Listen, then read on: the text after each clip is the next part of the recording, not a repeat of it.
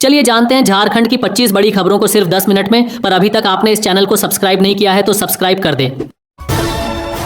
झारखंड में JPSC 14वीं PT परीक्षा में हुई धांधली और अनियमितताओं के मामले में सीआईडी की टीम ने बेहद सख्त कार्रवाई की है। सीआईडी और स्थानीय पुलिस की संयुक्त टीम ने आयोग के कार्यालय और परीक्षा एजेंसी पर छापेमारी करते हुए उप परीक्षा नियंत्रक समेत 8 अधिकारियों और कर्मचारियों को गिरफ्तार कर लिया है। इस कार्रवाई के बाद से प्रशासनिक महकमे में हड़कंप मच गया है और मामले से जुड़े अन्य पहलुओं की गहन जांच जारी है। जेपीएससी पीटी परीक्षा परिणाम को लेकर जारी भारी हंगामे और सीआईडी कार्रवाई के बीच आयोग के अध्यक्ष एल खियांगते ने अपने पद से इस्तीफा दे दिया है। राज्यपाल ने उनके त्यागपत्र को स्वीकार कर लिया है। खियांगते की नियुक्ति फरवरी 2025 में हुई थी। उनके इस्तीफे के बाद अब आयोग के पुनर्गठन और नई नियुक्तियों की प्रक्रियाओं को लेकर कयासों का बाजार गर्म हो गया है, जबकि अभ्यर्थी लगातार पूरी परीक्षा रद्द करने की मांग कर रहे हैं। जेपीएससी मामले पर राज्य के मुख्यमंत्री हेमंत सोरेन ने अपनी प्रतिक्रिया देते हुए कहा कि परीक्षा प्रक्रिया में किसी भी तरह की धांधली या भ्रष्टाचार को बर्दाश्त नहीं किया जाएगा और दोषियों पर कड़ी से कड़ी कानूनी कार्रवाई की जाएगी। वहीं दूसरी कार्रवाई की भारत वार्ता से दूसरी कार्रवाई करने के लिए कार्रवाई की जाएगी। तरफ मुख्य विपक्षी दल बीजेपी ने सरकार पर निशाना साधते हुए सीआईडी जांच को महज एक दिखावा करार दिया है। बीजेपी का कहना है कि सरकार असल दोषियों को बचाने की कोशिश कर रही है। जेपीएससी पर्चा लीक और धांधली के विरोध में भारतीय जनता युवा मोर्चा ने राज्य भर में उग्र प्रदर्शन शुरू कर दिया है। इसी क्रम में रांची में भाजयुमो कार्यकर्ताओं ने राज्य सरकार और सत्ताधारी दल के खिलाफ जोरदार नारेबाजी करते हुए कांग्रेस प्रदेशन के लिए कार्यालय का घेराव। प्रदर्शनकारियों का कहना है कि लाखों युवाओं के भविष्य के साथ खिलवाड़ किया गया है और जब तक अभ्यर्थियों को न्याय नहीं मिल जाता तब तक यह आंदोलन जारी रहेगा। नई दिल्ली में संसद मार्च के दौरान कांग्रेस नेता राहुल गांधी और अन्य कार्यकर्ताओं को पुलिस द्वारा हिरासत में लिए जाने की घटना पर मुख्यमंत्री हेमंत सोरेन ने कड़ी आपत्ति जताई है। उन्होंने कहा कि केंद्र सरकार विरोध की आवाज को दबाने का काम करती रही और देश में वर्तमान राजनीतिक परिस्थितियां बेहद चिंताजनक हो चुकी। सीएम सोरेन ने कहा कि लोकतांत्रिक अधिकारों का हनन किसी भी सूरत में बर्दाश्त नहीं किया जाना चाहिए। दिल्ली और रांची में कांग्रेस द्वारा किए जा रहे प्रदर्शनों पर भारतीय जनता पार्टी ने जोरदार हमला बोला है। बीजेपी के वरिष्ठ नेता आदित्य साहू ने तीखा बयान देते हुए कहा कि कांग्रेस अपनी विफलताओं को छिपाने के लिए राजनीतिक नौटंकी कर रही है। उन्होंने कहा कि जनता कांग्रेस के दोहरे रवैये को अच्छी तरह समझ चुकी है और अब इस तरह के प्रदर्शनों से आम लोगों को गुमराह नहीं किया जा सकता, इसलिए कांग्रेस को नौटंकी बंद करनी चाहिए। दिल्ली में प्रदर्शन कर रहे छात्रों पर हुए पुलिस लाठीचार्ज के विरोध में बॉलीवुड के दिग्गज अभिनेता नसीरुद्दीन शाह और मशहूर फिल्म निर्माता अनुराग कश्यप ने अपनी आवाज उठाई। दोनों हस्तियों ने सोशल मीडिया और मीडिया बयानों के जरिए इस घटना की कड़े शब्दों में निंदा की। अनुराग कश्यप ने कहा कि अब समय आ गया है जब छात्रों के हकों की रक्षा के लिए सभी को एक साथ खड़े होना होगा और दमनकारी नीतियों का विरोध करना होगा।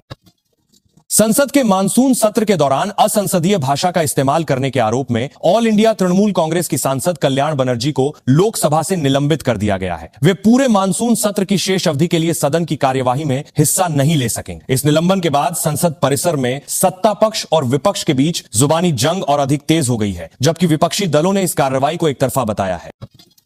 पलामू जिले के सतबरवा क्षेत्र में 12 मिलियन टन ग्रेफाइट का एक विशाल भंडार मिला है, जो पूरे क्षेत्र के औद्योगिक विकास के लिए बेहद महत्वपूर्ण साबित हो सकता है। भारतीय भूवैज्ञानिक सर्वेक्षण और खनन विभाग की टीम ने इसकी पुष्टि की है। इस खोज के बाद स्थानीय लोगों में रोजगार के नए अवसर पैदा होने की बड़ी उम्मीद जग गई है। विशेषज्ञों का मानना है कि इस भंडार से राज्य के राजस्व में भी भारी बढ़ोतरी होगी। रामगढ़ सिविल कोर्ट परिसर को बम से उड़ाने की धमकी भरा संदेश मिलने के बाद अदालती कामकाज में हड़कंप मच गया। सूचना मिलते ही स्थानीय पुलिस, डॉग स्क्वाड और बम निरोधक दस्ते ने मौके पर पहुंचकर पूरे कोर्ट परिसर को खाली कराया और सघन तलाशी अभियान चलाया। हालांकि जांच के दौरान कोई संदिग्ध वस्तु नहीं मिली, लेकिन एहतियात के तौर पर सुरक्षा व्यवस्था काफी बढ़ा दी गई है और साइबर सेल धमकी देने वाले का पता लगा रही है। झारखंड में 10 साल के लंबे इंतजार के बाद झारखंड शिक्षक पात्रता परीक्षा यानी जेटेट आयोजित की जाएगी। झारखंड अधिविद्य परिषद द्वारा कराई जा रही इस परीक्षा के लिए करीब 4,17,000 अभ्यर्थियों ने अपना आवेदन जमा किया। का इंतजार कर रहे अभ्यर्थियों के लिए यह बेहद राहत भरी खबर है। विभाग ने परीक्षा केंद्रों और सुरक्षा व्यवस्था को लेकर अपनी तैयारियां तेज कर दी हैं, ताकि परीक्षा शांतिपूर्ण हो सके। मुख्यमंत्री हेमंत सोरेन की अध्यक्षता में आयोजित झारखंड कैबिनेट की बैठक में कुल 49 महत्वपूर्ण प्रस्तावों पर मुहर लगाई गई है। इस बैठक में राज्य के गंभीर और अति आवश्यक मरीजों को तुरंत बेहतर इलाज देने के लिए एम्बुलेंस हेलीकॉप्टर सेवा शुरू करने का ऐतिहासिक फैसला लिया गया है। इसके अलावा शिक्षा, ग्रामीण विकास और इंफ्रास्ट्रक्चर से जुड़ी कई अन्य योजनाओं को भी मंजूरी दी गई है, जिससे आम जनता को सीधा लाभ मिलेगा। राज्य सरकार ने पर्यावरण संरक्षण को बढ़ावा देने के लिए एक नई और अनूठी योजना की घोषणा की है। इसके तहत अगर कोई नागरिक अपने परिसर या जमीन पर एक पौधा लगाता है तो उसे सरकार की ओर से 5 यूनिट मुफ्त बिजली दी जाएगी। मुख्यमंत्री हेमंत सोरेन ने वन और ऊर्जा विभाग के अधिकारियों को निर्देश दिया है कि 1 महीने के भीतर सभी लगाए गए पौधों का पारदर्शी डिजिटल रिकॉर्ड तैयार किया जाए ताकि योजना लागू हो सके। झारखंड के 1000 सरकारी हाई स्कूलों में आर्टिफिशियल इंटेलिजेंस यानी एआई की पढ़ाई जल्द शुरू होने जा रही है। इसके लिए राज्य भर में 7 हाईटेक स्टूडियो बनाए जा रहे हैं, जहां से विशेषज्ञ शिक्षक वर्चुअल क्लासेस के माध्यम से छात्रों को पढ़ाएंगे। शिक्षा विभाग का मानना है कि इस पहल से सरकारी स्कूलों के बच्चे भी आधुनिक तकनीक और कंप्यूटर साइंस के क्षेत्र में निजी स्कूलों के विद्यार्थियों के मुकाबले बेहतर प्रदर्शन कर सकेंगे। सराफा बाजार में आज सोने और चांदी की कीमतों में एक बार फिर बड़ा उछाल देखने को मिला है। वैश्विक बाजार में आई तेजी और स्थानीय खरीदारी बढ़ने के कारण 22 कैरेट और 24 कैरेट सोने के दाम बढ़ गए हैं। वहीं चांदी के प्रति किलो रेट में भी अच्छी खासी बढ़ोतरी दर्ज की गई है। अगर आप भी शादी, विवाह या निवेश के लिए गहने खरीदने की योजना बना रहे हैं तो खरीदारी से पहले नया रेट जरूर चेक कर लें। भारतीय शेयर बाजार में लगातार तीसरे दिन बड़ा क्रैश देखने को मिला, जिससे निवेशकों के करोड़ों रुपए डूब गए। शुरुआती कारोबार के दौरान ही बॉम्बे स्टॉक एक्सचेंज का सेंसेक्स 400 अंक से ज्यादा नीचे गिर गया, जबकि निफ्टी में भी बड़ी गिरावट दर्ज की गई। वैश्विक बाजारों से मिले कमजोर संकेतों और विदेशी संस्थागत निवेशकों की बिकवाली की वजह से शेयर बाजार में घबराहट का माहौल बना हुआ है और निवेशक सतर्क नजर आ रहे हैं।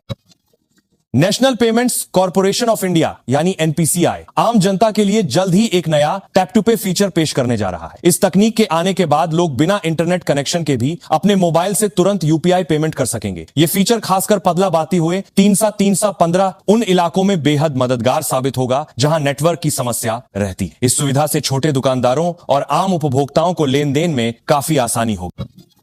कार खरीदने की योजना बना रहे ग्राहकों के लिए बड़ा झटका लगा है, क्योंकि देश की प्रमुख ऑटोमोबाइल कंपनी मारुति सुजुकी ने अपनी गाड़ियों के दाम बढ़ाने का फैसला किया है। कंपनी ने घोषणा की है कि अगस्त महीने से उसकी कारों की कीमतों में 30,000 रुपए तक की बढ़ोतरी की जाएगी। इनपुट कॉस्ट और कच्चे माल के दाम बढ़ने की वजह से कंपनी ने यह फैसला लिया है, जिसका असर नए ग्राहकों की जेब पर पड़ा। रांची स्थित राज्य के सबसे बड़े सरकारी अस्पताल रिम्स में स्वास्थ्य सुविधाओं का बड़ा विस्तार किया गया है। स्वास्थ्य मंत्री की मौजूदगी में हुई शासी परिषद की बैठक में रोबोटिक सर्जरी की शुरुआत करने, 200 नए अत्याधुनिक वेंटिलेटर खरीदने और ओपीडी काउंटर पर यूपीआई पेमेंट की सुविधा शुरू करने पर सहमति बनी है। इन सुविधाओं के शुरू होने से अब मरीजों को इलाज और बिल भुगतान के लिए लंबी लाइनों में नहीं लगना पड़ेगा। झारखंड में जमीन सर्वे के काम में पारदर्शिता लाने और विवादों को खत्म करने के लिए सरकार अब ड्रोन और नई तकनीक का सहारा लेगी। राज्य सरकार ने हाईकोर्ट में हलफनामा दायर कर जानकारी दी है कि पुराने पारंपरिक तरीकों की जगह आधुनिक जीपीएस और ड्रोन सर्वे के जरिए भू अभिलेखों को डिजिटल और अपडेट किया जाएगा। अदालत ने सरकार के इस कदम की सराहना करते हुए सर्वे प्रक्रिया को पारदर्शी तरीके से पूरा करने का निर्देश दिया।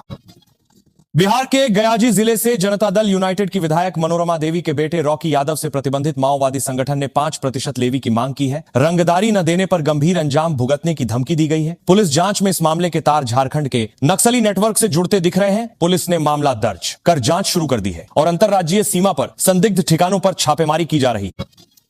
चतरा जिले में एसपी आवास के बाहर तैनात सुरक्षा गार्ड ने मामूली कहासुनी के बाद अपने ही साथी बॉडीगार्ड को गोली मार दी। इस दर्दनाक हादसे में घायल बॉडीगार्ड की मौके पर ही मौत हो गई। घटना की खबर मिलते ही पुलिस महकमे में सनसनी फैल गई। पुलिस के कॉफिस्ट कंपनी पर गार्ड के बाद अपने कॉफिस्ट दिल्ली के वरिष्ठ अधिकारियों ने मौके पर पहुंचकर आरोपी गार्ड को गिरफ्तार कर लिया है और हत्या में इस्तेमाल किए गए हथियार को भी जब्त कर आगे की कानूनी कार्रवाई शुरू कर दी।